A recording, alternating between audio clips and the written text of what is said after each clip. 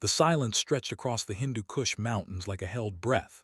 3 Navy SEALs crouched behind jagged rocks, their night vision goggles cutting through the Afghan darkness as they watched the impossible unfold before them.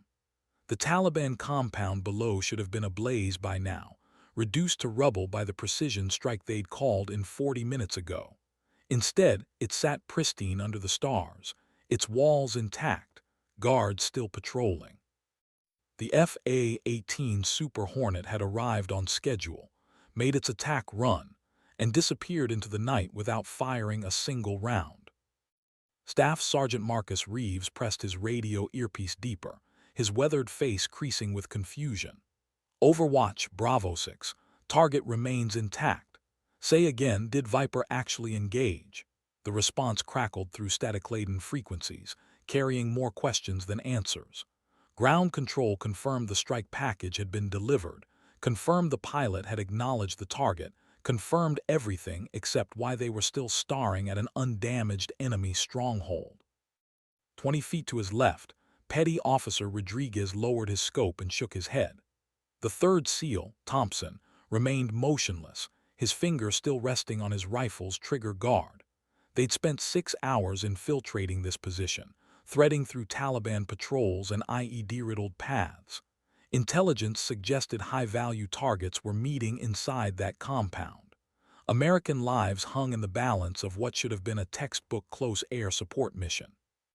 The radio erupted again, but this time the voice was different, softer, female. Bravo 6, this is Viper. Request immediate extraction coordinates for friendly forces in your sector. The transmission carried an edge of urgency that made Reeves sit up straighter, but what followed next would haunt him for years.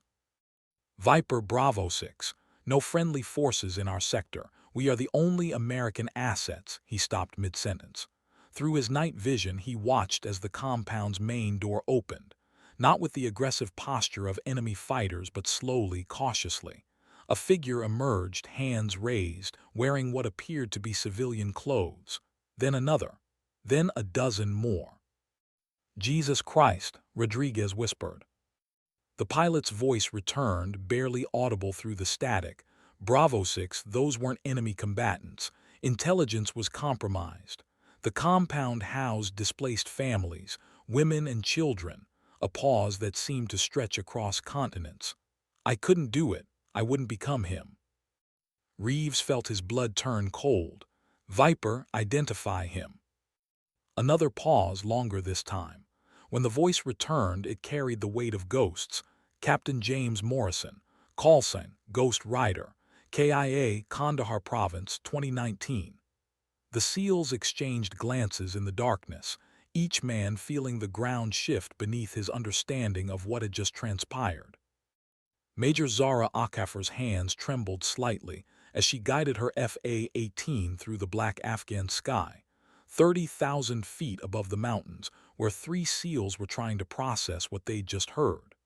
Her helmet's heads-up display painted the landscape below in green-tinted geometry, but her mind was elsewhere, lost in memories of a man who died trying to prevent exactly what almost happened tonight. The same man whose photograph she kept tucked behind her ejection seat handle, whose voice still echoed in her nightmares, whose final words had been about protecting innocence. Ghost Rider, the name hung in the cockpit like smoke from a funeral pyre. 4 years ago, Captain Morrison had been her instructor at the Navy Strike Fighter Tactics Instructor Program. Top Gun, as the movies called it, though the reality was far grittier than Hollywood's version. Morrison had seen something in Akafar that others missed, pushing her beyond the casual sexism and institutional skepticism that followed female pilots like persistent headwinds. He'd given her the call sign Viper, after watching her threading her Hornet through a simulated surface-to-air missile gauntlet with surgical precision. You strike fast, disappear faster, and leave them wondering what hit them, he'd said, his weathered face breaking into one of his rare smiles, like a viper in the grass. But Morrison had also been haunted. He'd carried the weight of a mistaken bombing in Kandahar, where faulty intelligence had led him to level a school he'd believed was a weapons cache. 14 children died that day. He'd requested transfer to training duties afterward, unable to risk another mistake. The irony wasn't lost on Akafar that she now flew the same type of mission that had destroyed her mentor's faith in the system. Her radio crackled to life. "Viper, this is Overlord. Status report on target engagement." The voice belonged to Colonel Brennan, mission commander, a man who viewed war through spreadsheets and acceptable loss percentages. She'd dealt with his type before, officers who'd never felt the crushing weight of releasing ordnance on coordinates that might contain innocence. "Overlord Viper, target assessment complete. Recommend abort. Civilian presence confirmed." Her voice carried the steady professionalism that had earned her a reputation as one of the Navy's most reliable close air support pilots, but beneath that calm exterior, her heart hammered against her ribs. "Negative, Viper. Intelligence confirms enemy combatants. Execute strike package immediately." She banked hard to the left, buying herself precious seconds. Through her canopy, stars wheeled overhead like distant witnesses to the moral calculus playing out in her cockpit. Morrison's voice echoed across time. "The hardest part isn't pulling the trigger, Zara. It's knowing when not to." The SEALs on the ground had gone quiet, but she knew they were listening to every word of this exchange. Their lives depended on her decision, but so did the lives of the civilians below. The same impossible choice that had broken her mentor now rested in her hands. Her thumb hovered over the weapon release button, trembling with the weight of consequences. Colonel Brennan's voice cut through the darkness with surgical precision, carrying the authority of a man accustomed to unquestioned obedience. "Viper, you have your orders. Execute immediately or I'll have you relieved of duty." The threat hung in the radio frequency like a blade, sharp and gleaming. From his command bunker 300 miles away, Brennan saw only dots on a screen, digital representations of assets and targets that could be moved around like pieces on a chessboard. Major Akafar adjusted her grip on the stick, feeling the familiar vibration of the Hornet's twin engines through her flight suit. The aircraft responded to her slightest touch, a 17-ton extension of her will, loaded with enough ordnance to erase the compound below from existence. But her eyes remained fixed on the infrared display showing heat signatures moving inside the target building. The patterns were all wrong for a military installation. No defensive positions, no weapons movement, just clusters of smaller heat signatures that suggested families huddled together. "Overlord Viper, I'm seeing civilian heat signatures. Request confirmation from alternate intelligence sources." She banked into a holding pattern, buying time she didn't have. The Hornet's fuel gauge reminded her that loitering wasn't an option. She had perhaps 15 minutes of station time remaining before requiring tanker support or return to base. On the ground, Staff Sergeant Reeves made a decision that would either save lives or end his career. He switched to an encrypted frequency and began transmitting everything he could observe through his scope. Any station, this is Bravo 6 with eyes on target. Observing civilian evacuees, including women and children. Structures appear to be refugee housing, not military installation."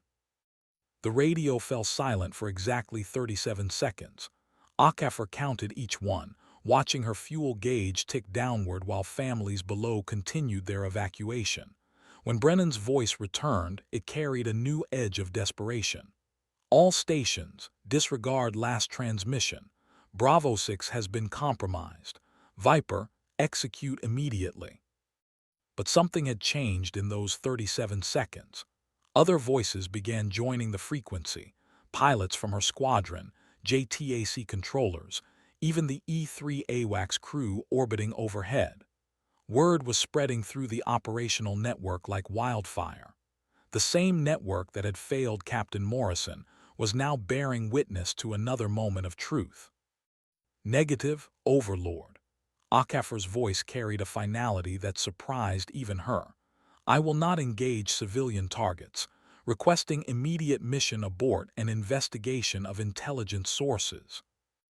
Through her headset came the sound that would haunt Colonel Brennan's dreams, the collective silence of an entire operational theater holding its breath, waiting to see whether the system would choose honor or expedience. In that silence, Ghost Rider's ghost found its voice. The mountain air seemed to crystallize around the three SEALs as they watched the impossible scene unfold below. Through their scopes, they could see children, actual children, being carried by adults who moved with the careful urgency of parents protecting their young. The Taliban fighters they'd expected to find were nowhere in evidence. Instead, the compound had revealed itself to be exactly what Major Akafar had suspected: a refugee center housing families displaced by the endless war. Rodriguez lowered his rifle completely, his voice barely a whisper through the team radio. "Sarge, we almost." He didn't finish the sentence. He didn't need to.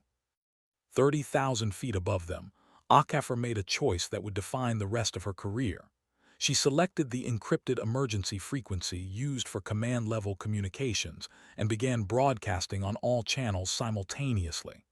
All stations, this is Viper with flash priority message. Target contains non-combatants. Repeat, target contains non-combatants. Any pilot ordered to engage this target should know they are being ordered to commit war crimes. The radio exploded into chaos. Multiple voices tried to speak at once, some supporting her, others demanding her immediate silence. But her message had achieved its purpose, creating an official record that could not be erased or denied. In the modern military, everything was recorded, everything was archived, and she had just ensured that any attempt to cover up this near catastrophe would fail. Colonel Brennan's voice returned, tight with barely controlled rage. "Viper, you are relieved. Return to base immediately and prepare for court-martial proceedings." "Roger, Overlord." Viper returning to base. She banked her Hornet toward the carrier, but not before transmitting one final message on the frequency monitored by the SEALs. "Bravo 6, thank you for your courage. Ghost Rider would be proud."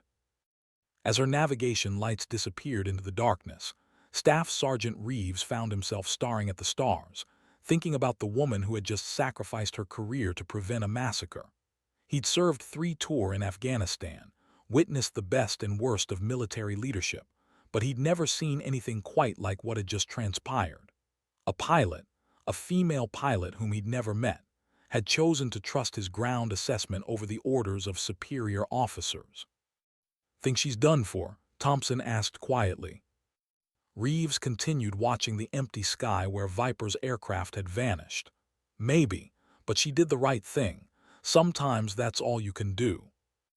None of them spoke Morrison's name again that night, but his presence lingered in the mountain air like incense in a cathedral, blessing a decision that honored the memory of a man who had died trying to prevent exactly this scenario.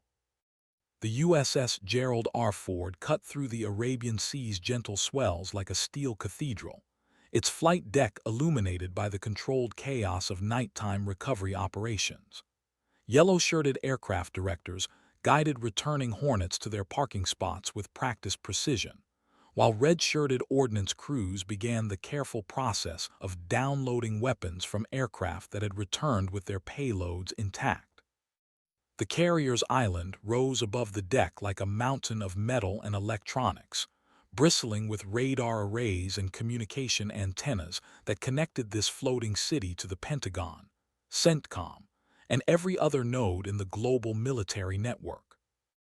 Major Zara Akafar felt the familiar thud of her Hornet's arrestor hook catching the number 3 wire, her body pressed into her ejection seat as the aircraft decelerated from 150 miles per hour to 0 in less than 3 seconds.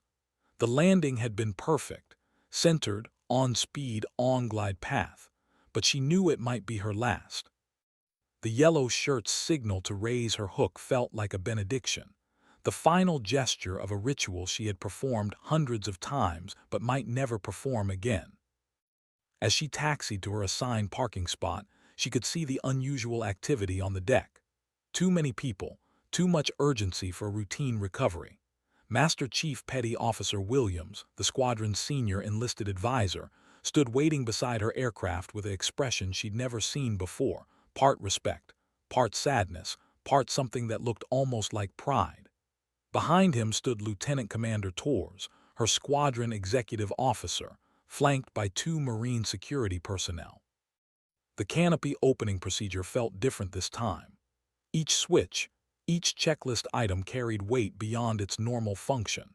She secured her ejection seat, disconnected her oxygen mask, and began the process of climbing down from what might be her final military flight. Her boots touched the deck with unusual heaviness, as if gravity itself had intensified during her time in the air. "Ma'am," Master Chief Williams said quietly, his weathered face creased with concern. "XO needs to see you immediately. Full dress inspection uniform." He paused, then added something that wasn't in any manual. "For what it's worth, half the air wing thinks you're a hero. And the other half." Williams' expression didn't change. "They think you're a hero too. They're just not allowed to say it yet." Lieutenant Commander Torres approached with the measured pace of a man carrying unwelcome orders. "Major Akafor, by direct order of CENTCOM, you are confined to quarters pending investigation. All flight privileges suspended immediately." He held out an official document bearing multiple signatures and seals. "You're also ordered to report to the carrier's legal office at 800 hours tomorrow." She accepted the papers without reading them, knowing their contents would only confirm what she already understood. "Understood, sir. Permission to secure my aircraft first." Torres nodded, stepping back to allow her the dignity of completing her final pre-flight procedures. As she worked through the shutdown checklist, she noticed other pilots from her squadron gathering at a respectful distance. They couldn't approach without risking their own careers, but their presence spoke louder than words. The weight of Morrison's photograph pressed against her back through the ejection seat, padding one final time. The legal office aboard the USS Gerald R. Ford resembled a corporate conference room more than a traditional military courtroom, but the atmosphere carried all the weight of maritime justice. Commander Rebecca Nash, the carrier's senior legal officer, sat behind a polished table laden with thick folders, her expression carefully neutral as Major Akafor entered wearing her dress blue uniform. The ribbons on her chest told the story of a distinguished career: Navy Commendation Medal with 2 gold stars, Air Medal with 4 strike flight numerals, Joint Service Achievement Medal, and others accumulated through 8 years of exemplary service. Nash gestured to the chair across from her. "Please sit, Major. Before we begin, I want you to understand that everything said in this room is being recorded and will become part of the official record." She activated a digital recorder, statting the date, time, and participants for the record. "This is a preliminary investigation into the events of 2347 hours during Operation Highland Sweep." "Understood, Commander." "In your own words, please describe your actions during the engagement phase of your mission." Akafor had spent the sleepless night preparing for this moment, organizing her thoughts into the precise military language that would either save her career or end it definitively. "Upon arriving at the designated target coordinates, I conducted a thorough reconnaissance of the target area using aircraft sensors. My assessment revealed heat signatures and movement patterns inconsistent with the intelligence briefing, suggesting civilian presence rather than enemy combatants." Nash made notes on a legal pad. The mission briefing specifically identified the target as a high-value Taliban meeting site. What led you to question that assessment? "The pattern of heat signatures, Commander. Military installations have specific characteristics: defensive positions, weapons storage areas, communication equipment. What I observed through infrared and visual reconnaissance showed family groupings, particularly smaller heat signatures consistent with children, in a configuration suggesting refugee housing rather than a military facility. Were you aware that Staff Sergeant Reeves and his SEAL team had been observing the target for over 6 hours?" Akafor felt a flicker of hope. If the SEAL's observations supported her assessment, it might provide the corroboration needed to justify her decision. Not initially, Commander. Their confirmation of civilian presence came after I had already begun questioning the target identification. Nash leaned forward slightly. According to the communication transcripts, you explicitly refused a direct order from Colonel Brennan to execute the strike. Is this correct?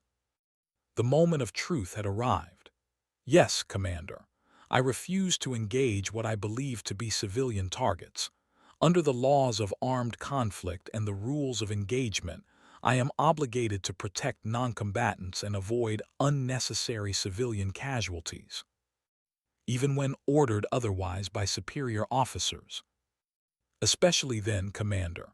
Okafor met Nash's gaze directly. Following illegal orders is not only wrong, it's a violation of our oath and our principles. I would rather face court-martial than murder innocent families. Nash made several more notes, her expression revealing nothing about her thoughts on Okafor's responses. When she looked up again, her voice carried a subtle shift in tone. Major, are you familiar with the case of Captain James Morrison? The question hit like a physical blow, confirming that Morrison's ghost had followed her into this room. Yes, Commander.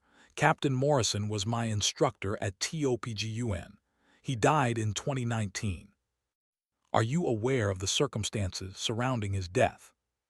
He was killed during a Taliban ambush while serving as a forward air controller. He had requested transfer to ground duties after. She paused, knowing that her next words would either damn her or vindicate her decision. After being ordered to bomb a school that intelligence had misidentified as a weapons cache, 14 children died in that strike. Nash's pen stopped moving. In the silence that followed, both women understood that the ghost in the room had just been given a name, a face, and a tragic precedent that cast Okafor's disobedience in an entirely different light. The investigation room's fluorescent lights hummed softly as Commander Nash reviewed the thick folder before her, each page representing another piece of the puzzle that would determine Major Okafor's fate. The preliminary inquiry had expanded far beyond a simple case of insubordination. What had begun as a disciplinary matter was evolving into something that would reverberate through the highest levels of the Pentagon. Nash had spent 20 years in military law, but she'd never encountered a case quite like this one. Major, I've reviewed the communication transcripts from your mission, Nash began, her voice carefully modulated. I've also reviewed the intelligence assessments that led to the target designation, the SEAL team's ground observations, and the subsequent investigation of the site. She paused, allowing the weight of her words to settle. The post-mission reconnaissance confirms your assessment. The compound housed 43 displaced Afghan families, including 18 children under the age of 12. Okafor felt her chest tighten, but she maintained her military bearing. Vindication should have felt better than this. Instead, it only emphasized how close they had come to tragedy. Nash continued. The intelligence failure appears to have originated from a compromised Afghan source who had been feeding deliberately false information to coalition forces. The same source that provided the faulty intelligence for Captain Morrison's mission in 2019. The revelation struck both women like lightning. Morrison's ghost had not only haunted this mission, his death had been orchestrated by the same network that nearly caused another massacre. The symmetry was too perfect, too deliberate to be coincidence. Commander, Okafor said quietly, how long has this source been providing intelligence? That's classified, Major, but I can tell you that a joint investigation is now underway involving multiple intelligence agencies. Your decision to abort the mission may have exposed one of the most damaging intelligence breaches in recent military history. Nash stood and walked to the small porthole, gazing out at the endless expanse of the Arabian Sea. Major, officially, you violated a direct order from a superior officer during combat operations. That's a court-martial offense that could result in dismissal, forfeiture of all pay and allowances, and confinement. She turned back to face Akafar. Unofficially, you prevented a war crime and exposed a significant security breach. What happens now? That depends on forces beyond this ship. The Secretary of Defense is personally reviewing this case, along with the chairman of the Joint Chiefs. Your actions have created a situation that requires the highest levels of leadership to resolve. Nash returned to her seat, her expression softening slightly. I can tell you that the SEAL team has submitted a formal commendation request, recommending you for the Distinguished Flying Cross for exceptional heroism. The irony wasn't lost on either woman. The same action that could result in court-martial was simultaneously being recommended for one of the military's highest honors. Akafar thought of Morrison, wondering if he would have found humor in such bureaucratic contradiction or despair in its representation of systemic failure. There's something else, Nash added, consulting another document. The families you protected have requested to speak with you. The Afghan government has agreed to facilitate the meeting if you're willing. For the first time since landing, Akafar felt something approaching peace. I'd be honored, Commander. Outside the porthole, the sun began to set over the Arabian Sea, painting the sky in shades of gold and crimson that seemed to carry the blessing of a dead pilot who had finally found his redemption. 3 days later, in a secure conference room buried deep within the Pentagon's maze-like corridors, Secretary of Defense Patricia Hamilton sat across from a collection of the military's most senior leaders.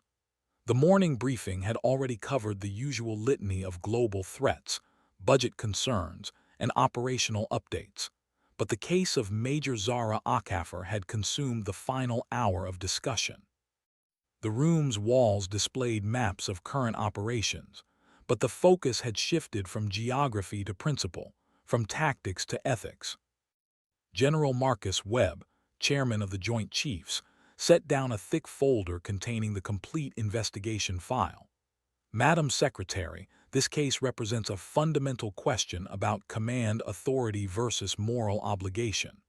Major Akafar's actions were technically insubordinate, but substantively correct.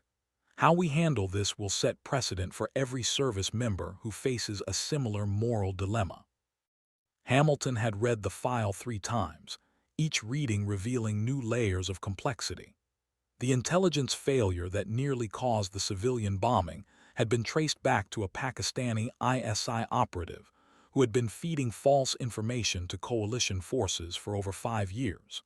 His misinformation had contributed to Morrison's tragic mission, several other questionable strikes, and nearly orchestrated the massacre that Akafar prevented. The exposure of this network had already led to the arrest of 16 operatives across 3 countries. General, what's the recommendation from the service chiefs? Admiral Sarah Chen, Chief of Naval Operations, spoke first. The Navy recommends full exoneration and commendation. Major Akafar exemplified the best traditions of our service. She made a difficult decision under extreme pressure and was proven correct by subsequent events. General Rodriguez, representing the Army, nodded in agreement. The SEAL team's testimony is unambiguous. They observed the civilian nature of the target and confirmed that Major Akafar's assessment was accurate. Staff Sergeant Reeves has stated publicly that she prevented a war crime. Air Force Chief of Staff General Thompson added, "Our concern is the precedent this sets for pilot authority to refuse orders. However, the extraordinary circumstances, the confirmed presence of civilians and the intelligence failure justify her actions under existing law."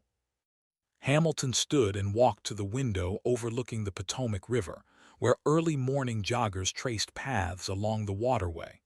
Outside this building, life continued normally, while inside, decisions were made that would ripple across generations of military service members. What about Colonel Brennan? Webb's expression darkened. Colonel Brennan has been reassigned pending investigation into his handling of the incident. His insistence on executing the strike after receiving conflicting ground intelligence raises questions about his judgment and adherence to the laws of armed conflict. And the intelligence community's response: full cooperation with the investigation. The exposure of the ISI network has been a significant counterintelligence victory, even though it came at considerable cost to our operational security in the region. Hamilton returned to her seat, decision crystallizing in her mind. Gentlemen, this case isn't just about one pilot or one mission. It's about the character of our military and the principles we defend. Major Akaffer risked her career to uphold the values we claim to represent. I won't let the system punish her for doing what's right. The room fell silent as the Secretary of Defense reached for her secure phone to place a call that would change one pilot's life and potentially alter military culture forever. The call came at 6:30 hours, piercing the pre-dawn quiet of Major Akaffer's temporary quarters aboard the USS Gerald R. Ford. She had been awake for 2 hours, staring at the ceiling while replaying the events that had brought her to this moment. The phone's shrill tone carried the weight of finality, either redemption or ruin, delivered through fiber optic cables that connected her floating prison to the power centers of Washington. Major Akaffer, this is Admiral Chen's office. Please stand by for the Chief of Naval Operations. The seconds stretched like hours until Admiral Chen's voice filled the small room with its characteristic blend of authority and warmth. Major, I'm calling to inform you that Secretary Hamilton has reviewed your case personally. Effective immediately, all charges are dropped. You are hereby restored to full flight status and recommended for the Distinguished Flying Cross for exceptional heroism in preventing civilian casualties. Akaffer felt her knees weaken, forcing her to sit on the narrow bunk. Thank you, Admiral, thank you. Major, there's more.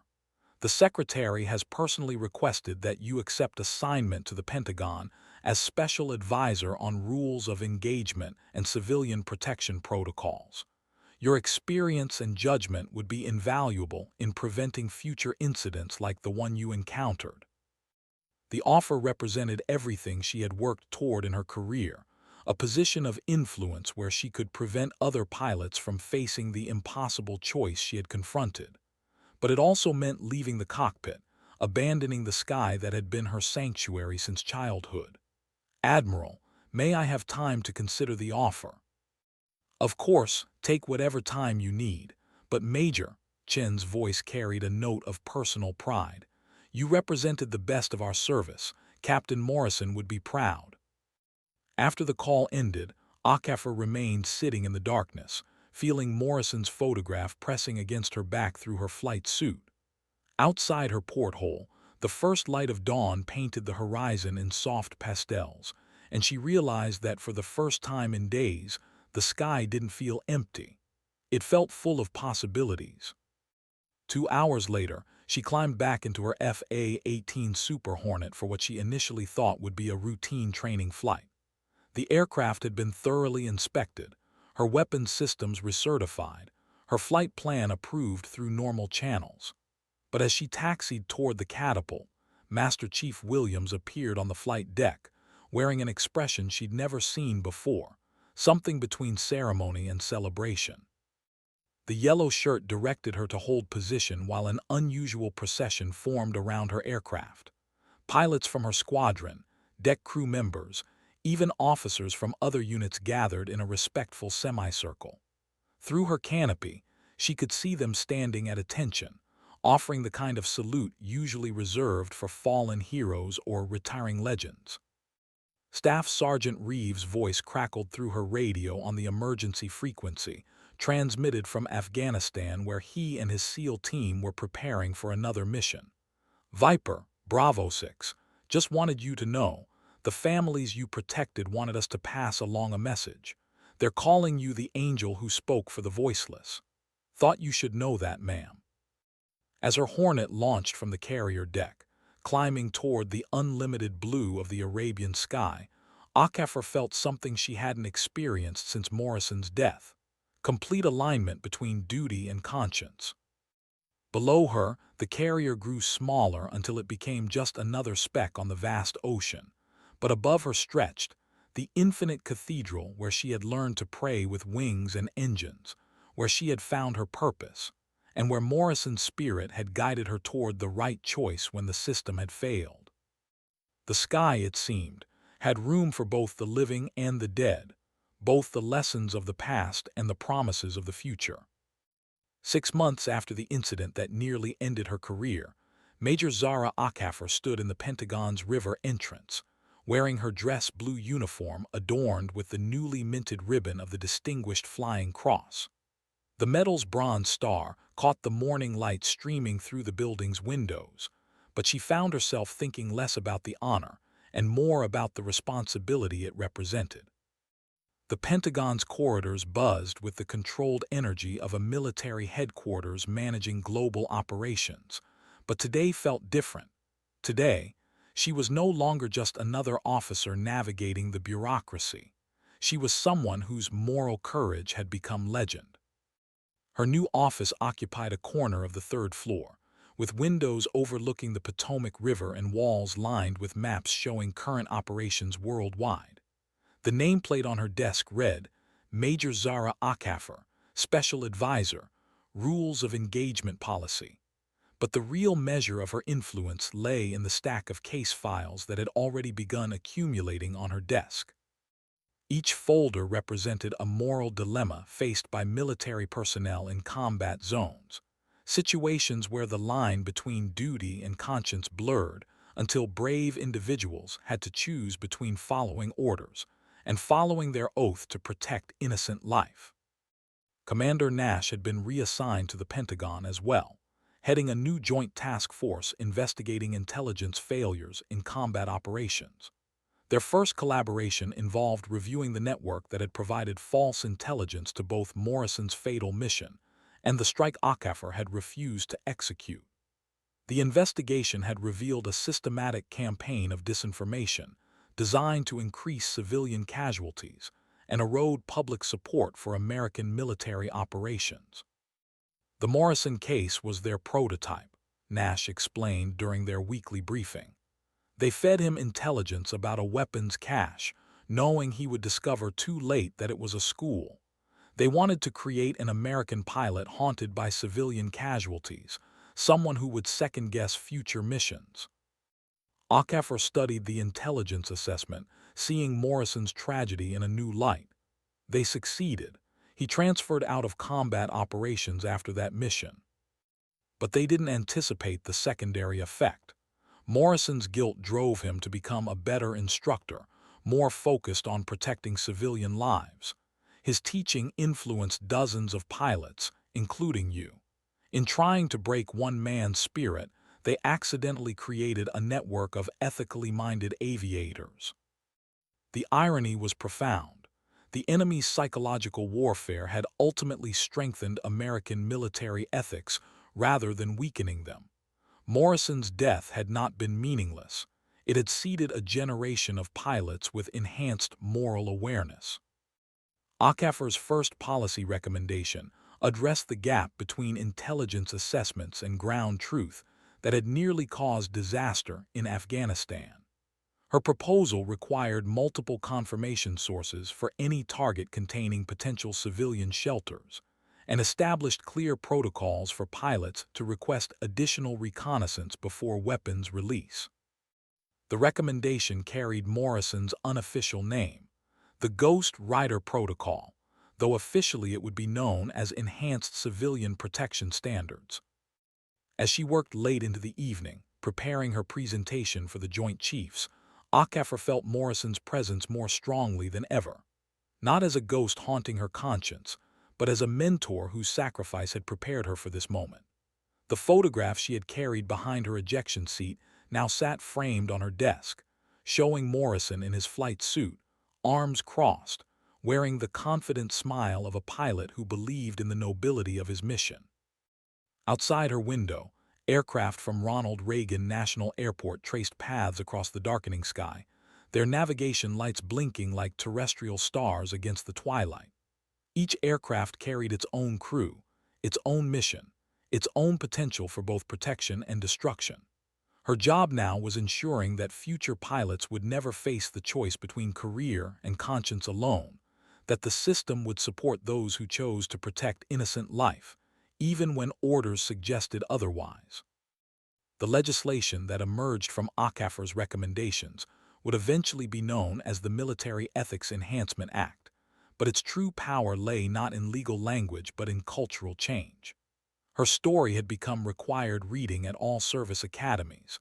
Her decision to refuse orders studied alongside historical examples of moral courage in warfare. The woman who had been threatened with court-martial had become a model for military leadership in the 21st century. But perhaps the most meaningful recognition came from an unexpected source. The families she had protected sent word through diplomatic channels that they had named their refugee settlement Viper Village in her honor. Children who might have died that night were growing up knowing that an American pilot had risked everything to protect them. In their gratitude, Morrison's sacrifice had found its ultimate justification. The reformed intelligence protocols that grew from the Morrison-ACAFR incident began producing results within months of implementation. The enhanced civilian protection standards required triple-source verification for any target within populated areas, mandatory cooling-off periods for time-sensitive strikes, and enhanced communication between ground observers and air assets. What had started as one pilot's moral stand evolved into systematic changes that would prevent future tragedies. Lieutenant Colonel Patricia Reynolds, the new commander of the intelligence fusion cell responsible for target verification, had studied both the Morrison case and ACAFR's successful refusal during her transition to the position. Her first briefing to incoming analysts included a slide titled "The Cost of Being Wrong," featuring photographs from the Kandahar school that Morrison had unknowingly destroyed and images of the refugee families that ACAFR had saved. "Intelligence officers don't pull triggers," Reynolds told her staff, "but our assessments determine where those triggers get pulled. The quality of our work directly translates to the preservation or destruction of innocent life. Major ACAFR risked court-martial rather than execute a strike based on our faulty intelligence.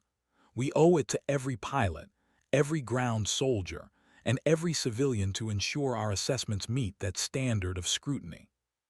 The cultural shift extended beyond intelligence to pilot training. The Navy's Strike Fighter Weapons School, TOPGUN, now included mandatory instruction in ethical decision-making during combat operations. The curriculum featured case studies of pilots who had refused orders, including ACAFR's Afghanistan mission, alongside historical examples of military personnel who had chosen conscience over compliance. Morrison's final lesson had been incorporated into the program he had helped build. Commander Torres, ACAFR's former executive officer, had been selected to head the new ethics training program. His first lecture to incoming TOPGUN students concluded with words that had become something approaching doctrine. "Your oath is to the Constitution, not to any individual commander. When orders conflict with the laws of armed conflict or the rules of engagement, you have not only the right but the obligation to refuse." Major ACAFR demonstrate.